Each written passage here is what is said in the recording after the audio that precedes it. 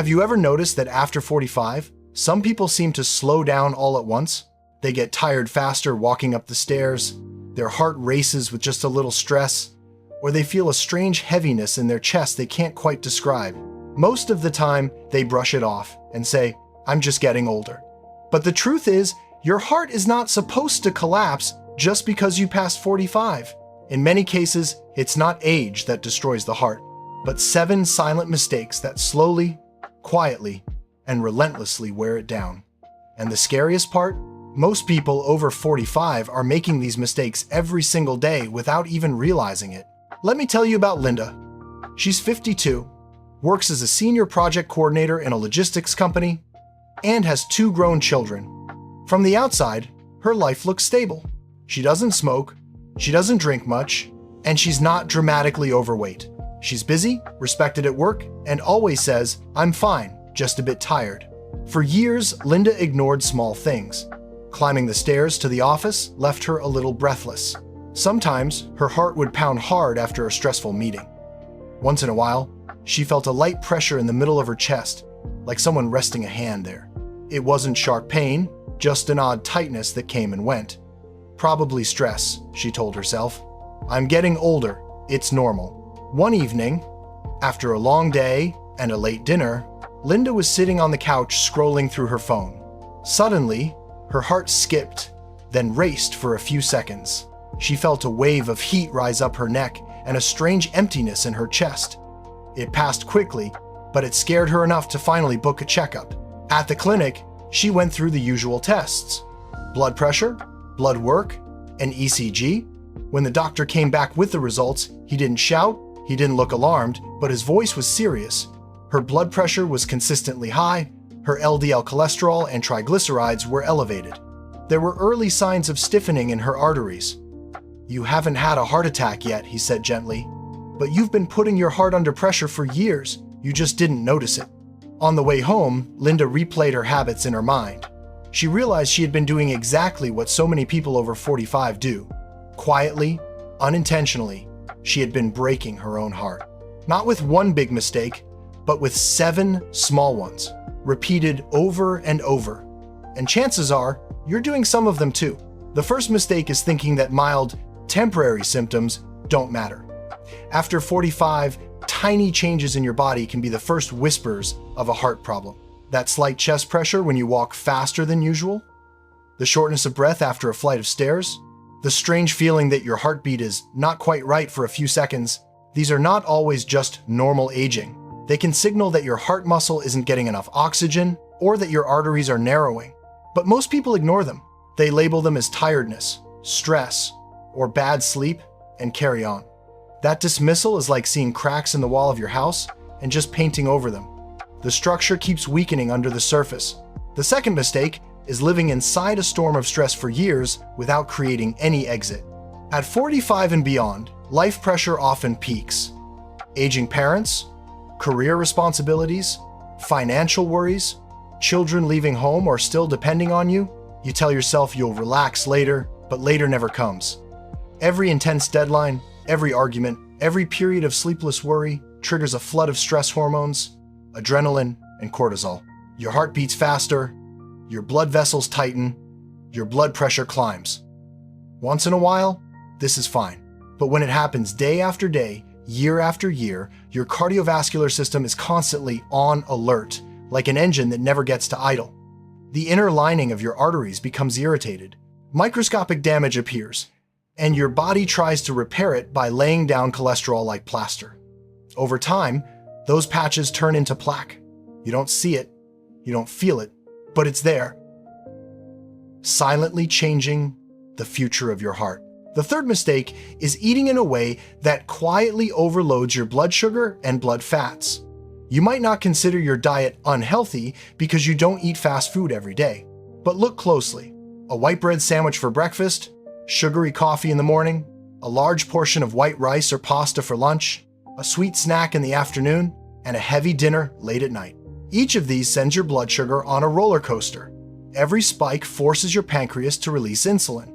Repeated spikes lead to insulin resistance, which is directly linked to high triglycerides and fatty buildup in the arteries. When sugar binds to proteins in your blood and tissues, it creates harmful compounds that make artery walls stiffer and more fragile. You don't feel the process, but the walls of your blood vessels become less flexible, more prone to blockage, and your heart has to pump harder and harder to push blood through them. The fourth mistake is treating blood pressure as just a number instead of a warning sign. Many people over 45 don't even know their blood pressure. Others know it's a little high, but because they don't feel sick, they ignore it. High blood pressure is called the silent killer because it almost never announces itself with clear symptoms in the beginning. It simply pushes against your artery walls day after day. Imagine a garden hose being used with too much pressure. Over time, the rubber becomes stretched, cracked, and weak. Your arteries behave the same way. Tiny tears appear inside them, and again, the body patches them with cholesterol and calcium. The heart has to pump harder, the muscle thickens, and eventually it becomes stiff and less efficient. You think, I'm okay, I don't feel anything. But deep inside, the damage accumulates. The fifth mistake is sitting more than your heart can tolerate. After 45, many people spend most of the day in a chair, at the office, in the car, in front of the TV. When you sit for long periods, blood flow in your legs slows down, and your calf muscles, which normally act like pumps to push blood back to the heart, stay inactive. The blood becomes more stagnant, and the risk of tiny clots increases. Your metabolism slows, your body burns fewer calories, blood fats linger longer in the bloodstream. Even if you exercise for 30 minutes in the morning, 10 hours of sitting afterwards still strain your cardiovascular system. The heart was designed to support a moving body, not a parked one. The sixth mistake is underestimating the power of sleep. Many people in midlife wear sleep deprivation like a badge of honor. They stay up late to finish work, scroll through their phone in bed, or binge watch shows to relax after a long day. But your heart does not relax when you do that. Short sleep and interrupted sleep keep your nervous system in a state of low-level alarm. Blood pressure stays higher at night than it should. Nighttime is when the heart and blood vessels are supposed to repair daily wear and tear, restore elasticity, and balance hormones. When you cut that time short, you steal your heart's chance to heal. Studies have shown that people who sleep less than 6 hours per night regularly have a significantly higher risk of heart disease. Again, you might not feel sick, but inside, the damage grows. The seventh mistake is ignoring chronic inflammation, the invisible fire of the body. Inflammation is not just a swollen joint or a sore throat. Low-grade inflammation can smolder silently in your blood vessels for years. It's fed by highly processed foods, excessive sugar, smoking, pollution, and yes, emotional stress. It makes the inner lining of your arteries stickier, so cholesterol clings more easily. Even if your cholesterol numbers are not sky high, inflamed arteries are more likely to develop dangerous plaques that rupture and cause a heart attack or stroke. You can't see this fire, but your heart feels the heat every single day. When Linda's doctor explained all of this, she felt a mixture of fear and relief. Fear, because she realized she had been walking on thin ice for years. Relief, because it wasn't too late. There was still time to change the story. The doctor didn't give her a miracle pill or promise overnight transformation.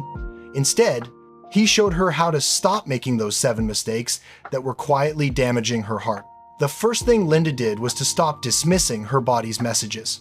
When she felt unusually out of breath, when her heartbeat seemed odd, when her chest felt heavy, she didn't panic, but she didn't ignore it either.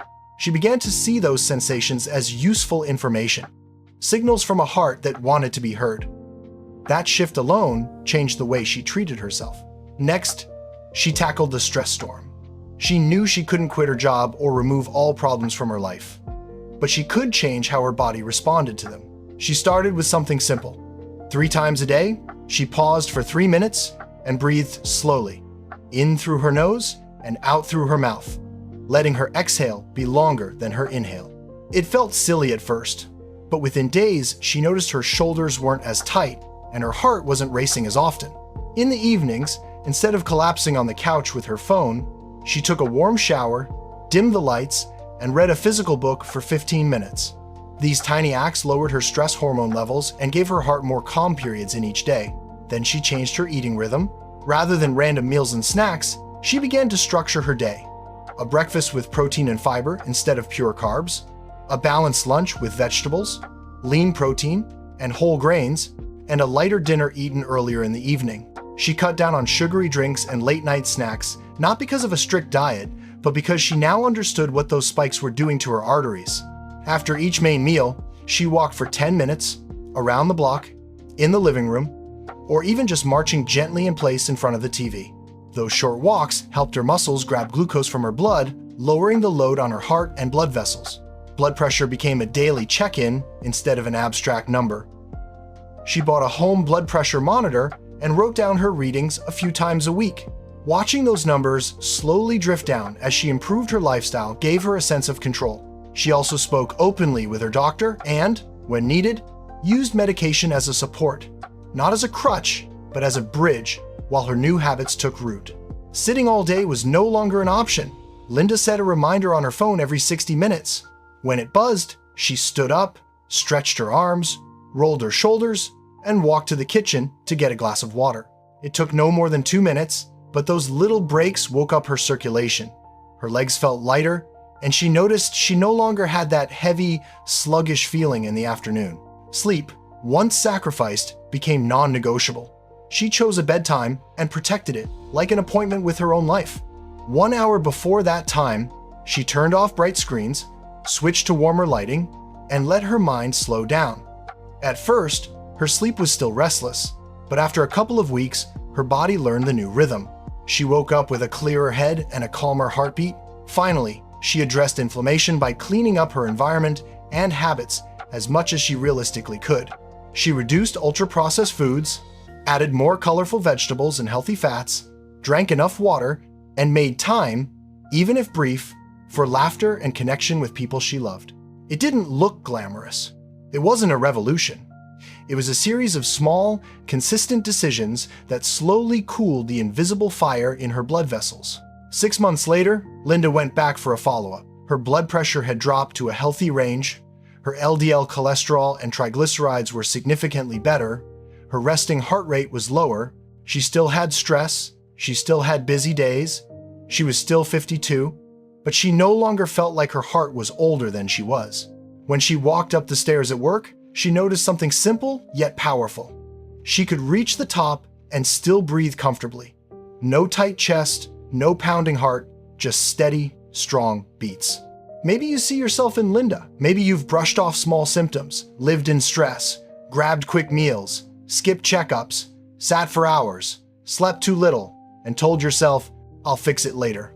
But later has a habit of never coming unless you choose it. Your heart has been working for you without a break since before you were even born. It beats around 100,000 times a day, pushing life through every corner of your body. It doesn't ask for praise. It doesn't complain loudly. Not at first. It just keeps going, adjusting, compensating, trying to protect you.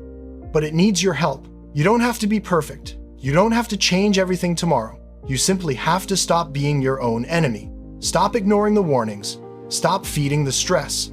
Stop letting sugar spikes and long sitting hours quietly damage your arteries. Start listening. Start moving. Start breathing slower. Start sleeping deeper. Start treating your heart like the loyal, tireless friend it has always been. Because after 45, the question is not, will I age? Of course you will. The real question is, will I age with a strong, resilient heart? Or will I hand that heart over to 7 silent mistakes that break it down long before it's time? The answer begins with one decision, one moment, one ordinary day, maybe today, maybe right now. Your heart is still beating for you. Don't wait for a crisis to finally notice it.